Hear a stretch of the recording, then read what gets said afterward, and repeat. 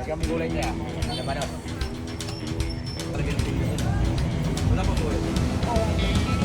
Naisipan ko mag-jogging para naman pumayat ako. Hindi totoo yan. At napadpad ako sa Maynila. Nakita ko yung dumog ng mga tao. Kaya nilapitan ko. Ang haba ng pila. Lahat sila nakatingin dun sa dalawang kaldero na nasa dulo. Ayan pala yun. Sinigang pala. Mukhang masarap.